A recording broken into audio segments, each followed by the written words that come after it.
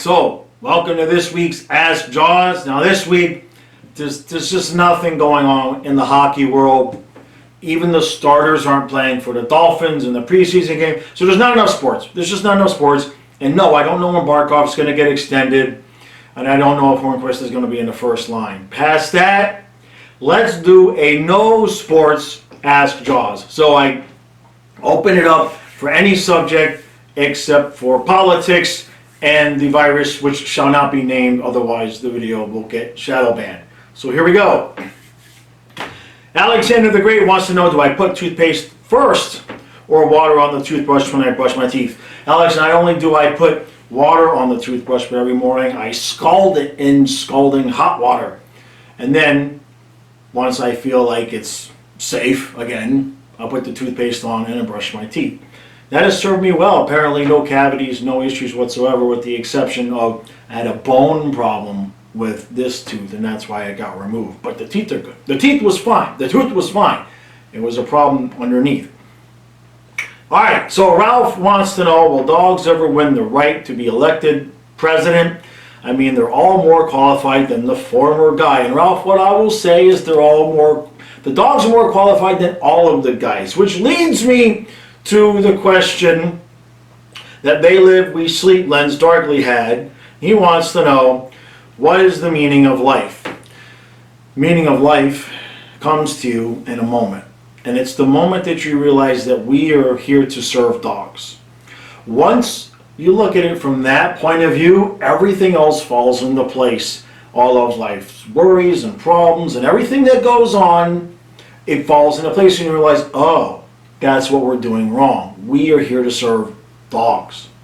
And then it's a light bulb moment.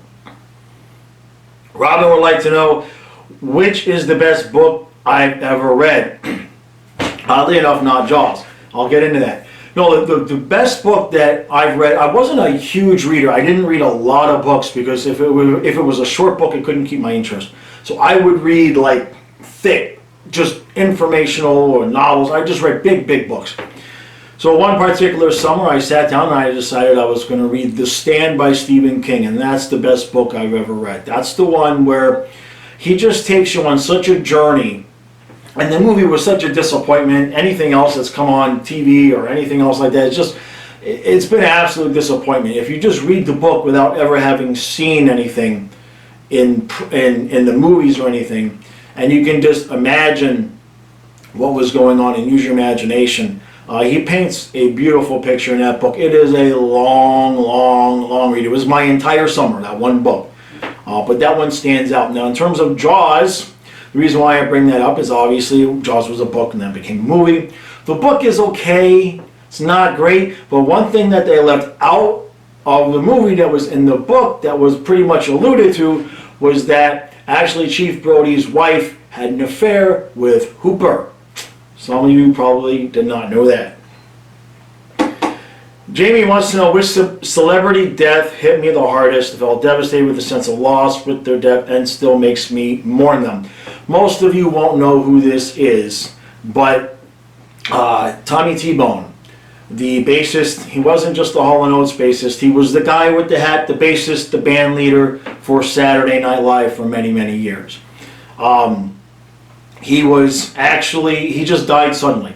He was actually helping Daryl Hall record a new solo album, and they recorded a very stripped down version of a song, and they said, all right, we'll see you tomorrow night.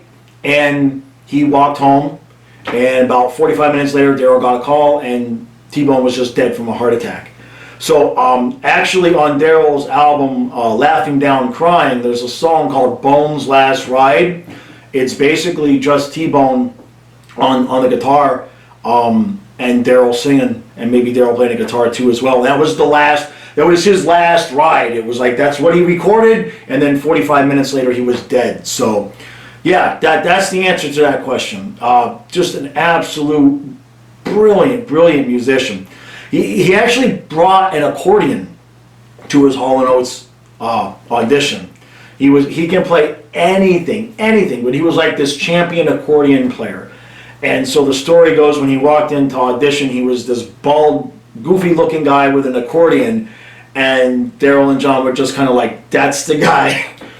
So yeah, Tommy T-Bone, man, just an absolute brutal moment that was when he went down.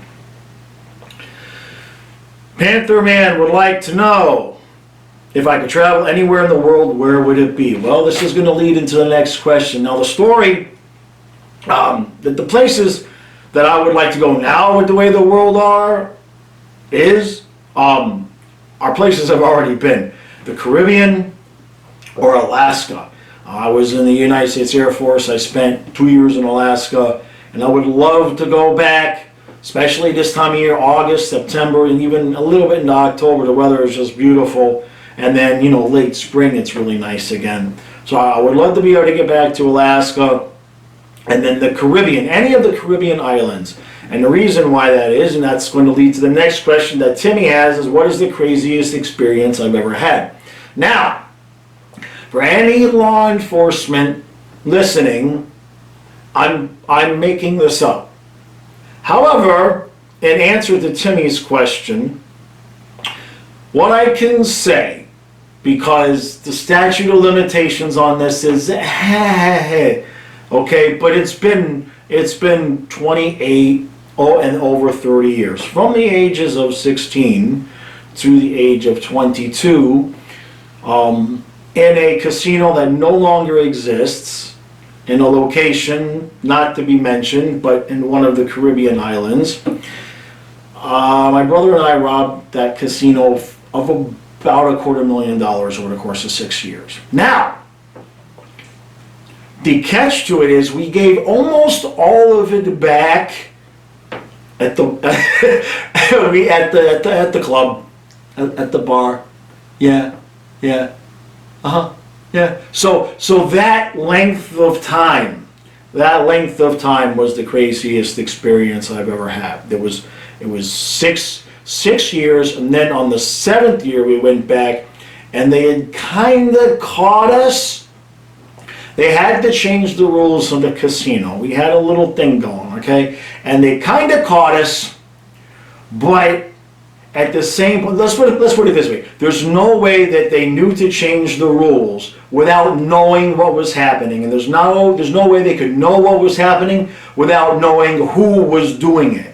But our assumption is that when they saw who was doing it and how we were doing it, and then they looked at our room charges and realized we were giving all the money basically right back to them, they were like, just change the rules. So eventually one day I'll have to talk to a lawyer and see how much of that I can actually divulge. So for any law enforcement listening, I just made all that up.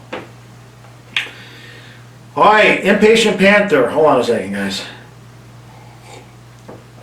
He's got either or, but I'm going to answer both. So, number one, my favorite conspiracy theory and why. My favorite conspiracy theory is the flat earth thing. And the reason why is because it's one of the conspiracy theories that actually the conspiracy now is something that used to be accepted science long time ago. So it used to be flat earth, then it was round, now we've got flat earth again. And I just enjoy watching the videos, not because I think the earth is flat, but because I enjoy watching, like, this is it is always going to be the science, right? There's always some guy with the science going, I've got a protractor and a triangle and I stood on my roof and it don't look like it's round, you know what I mean? So I enjoy watching that because these people obviously really believe it, and to me it's an exercise in like human psychology, because for any of us, this is true for all of us, if we believe something, right, we will find the evidence that supports our case, that makes it at least, well, I can see how you got there. You know what I mean? So I like the flat earth thing because the videos are just fascinating to me, watching people take what they believe and try to prove what had already we thought was proven years ago, and then, you know, we kind of proved the earth was round, and now people think it's flat. And I've had some discussions with people, and let me tell you something. Forget politics. They're sure the earth is flat. We're in a dome. There's no arguing. The second part of Impatient Panther's question was, one athlete, actor, historical figure, family member, etc., dead or alive, I'd love to have a 2-hour conversation with. I would say Daryl Hall, but I've had the conversation. Wasn't 2 hours, but I'm good. The answer would be Robert Shaw. For those of you who don't know who that is Quint from Jaws. I would have loved to have been able to have. It's just such a shame that he passed away before everybody else. And now Hooper's still alive. Dreyfuss is still alive, but Roy Scheider died, obviously. It's a shame that those three didn't get to really enjoy, the decades and decades together. Although from what I've heard, they didn't really enjoy each other's company all that much, especially Dreyfuss and Shaw. So I would have loved to have picked his brain about the Jaws set, Spielberg, but he just obviously seems like a great storyteller, and you guys know that's what I do. I like to tell the stories. So I think a conversation with him and I would have been more than 2 hours. That's the answer to that. O.J. Anderson wants to know, what's my favorite fast food restaurant? What's my go-to item on the menu? Okay, so I don't do fast food. I haven't done, I talked about this in the last one, I think. I haven't touched fast food in at least, like I said, I think Kyle would have had to have been 4, 6, 4, so it's been a solid 15, 17 years. So what I will say is, instead of fast food, I will say my go-to junk food, okay, which I don't do it all that often, but my weak spot is donuts, Entenmann's donuts. I haven't done it in a while. In fact, the last time I did it, I literally put myself into the hospital, okay? This was before I got diagnosed with the Lyme, but I was still sick with the Lyme. We just didn't know what it was. So when we first moved into this house, for about 6 weeks before we moved in here, I was getting the house in Florida ready to go, and it was brutally hot, right? So between doing everything there and moving, I lost like 20 pounds. I mean, I was ripped, okay? So when we moved in here, I spent the first month like, screw it, I'm skinny again. I'm going to eat all these damn Entenmann donuts. And I put myself in the hospital with heart palpitations and problems. I couldn't walk. I got dizzy because the sugar and the other chemicals that are in that stuff just activated the Lyme that I didn't know I had. So donuts are my weak spot. Unfortunately for me now, like if I have one donut, I'm going to really know it the next day. I'm probably going to get a damn migraine and all that crap. So unfortunately, that's the answer. Scranton Stranglers, Bill Jensen wants to know, how many chickens does it take to kill an elephant? I don't know. But I will answer this question with something that somebody posted a few weeks ago. Maybe it was you, Bill, I'm not sure. But somebody posted something a few weeks ago that I couldn't find the notification for that I wanted to talk about on the Ask Jaws. So I'm going to quote that here as the answer to your question. So the question was, how many chickens does it take to kill an elephant? And the answer is, how many Lowe's would Rob Lowe rob if Rob Lowe could rob Lowe's? Did you get that? All right. And I've got two more things. So when I put out the tweet, I said anything but politics and the virus, right? And so Karen replied that, I don't know if anybody's going to be able to stay off of those subjects. And I said, yeah, seriously, every conversation I see goes to that at some point, talking about the virus. I said, you should see the Facebook Hall & Oates groups. It's bloodsport. And that's true. And so Bill Jensen replies, sounds like they need some adult education.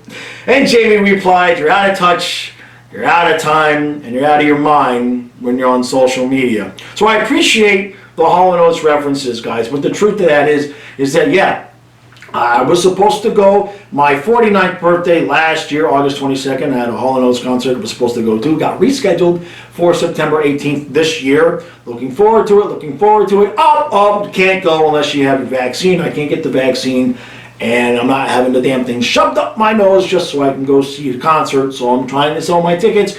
Not having a lot of luck there either. And I can't even get a refund for the tickets, because the only way Ticketmaster will refund the money is to the card that I paid. I paid with a card that no longer exists because it's under bankruptcy. So the only way I'm getting anything back is if somebody decides they're going to buy my tickets. So the last question is actually from the Discord. Now, the Discord is an exclusive Discord. If you join the Patreon, you get access to the Discord.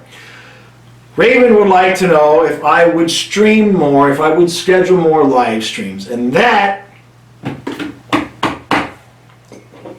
you had to ask that one, Raven.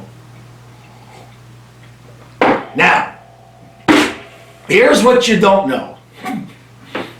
Last week, about 10 days ago, whenever it was, I finished this room. You guys don't see, I've got stuff over there. I've got the puppet thing there. I had it all completely ready to basically live in this room and stream and do videos. I got it all ready. I even took I'm in the middle of taking a video. I was going to show it on a Patreon. I'm showing everybody the different setups. In the middle of doing that, that's when I heard Fluffy yelp. And he hasn't been upstairs since, and I've been downstairs since. So, a little frustrating. Now, as far as live streaming is concerned, play some games. Play some games, guys. I know a lot of other people live stream when there's not a whole lot going on, and I did plan on starting live streaming a lot more over the next week or two, but this thing with Fluffy has kind of kicked all that back a little bit. Now, during the season, during hockey season and football season, before every football game there's going to be a live stream an hour before the game. Before every hockey game there's going to be a live stream an hour before the game.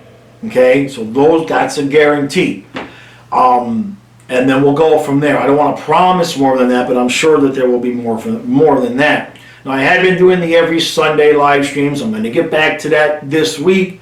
Absolutely. I'm hopeful that I can get him up the stairs soon. Today was the first day he looked at me like, "We going back to the river?" He's got that gleam. He's got that happy gleam in his eye. That's the first day in 10 days. So, not today, but maybe tomorrow. If I can get up early enough before it gets too hot, because we're having a massive heat wave, then maybe I can get him to the river. And if he can get into the van, he's got to get into the van, right? That's the first step. So the point to that is that right now with him downstairs, I'm emotional about just leaving him downstairs by himself. You know what I mean? So Kyle's down there with him. Ellie's down there with him. So the hope is, like I said, by the end of, what is today? Today is Thursday. By Sunday, I'll be back. I should be back to normal by Sunday.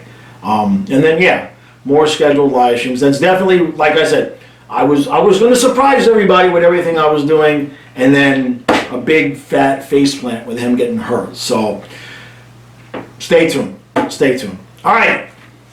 That was it. I appreciate everybody's support. Like, share, subscribe. And will somebody just do something? Just play some. Will somebody go, like, film themselves with their friends this weekend playing, like, stick hockey or some shit in the street, so I can do a breakdown, I can do a recap of the game, something, please. This is brutal. There's no games. I don't know if you guys noticed, but my shtick is reacting to things. Help. Give me something to react to. I'll see you again. Oh yeah, by the way, later, Ethan Bass, good hockey NHL fan. He's got some stuff that he's doing. I'm doing a fan interview with him later today at 4:30. That should be up 6:30, 7 o'clock tonight. Look for that. And then otherwise, I'll see you guys later unless you guys send me, some video for me to break down. I'm bored out of my freaking mind. All I'm doing downstairs is listening on eBay and helping the dog stand up.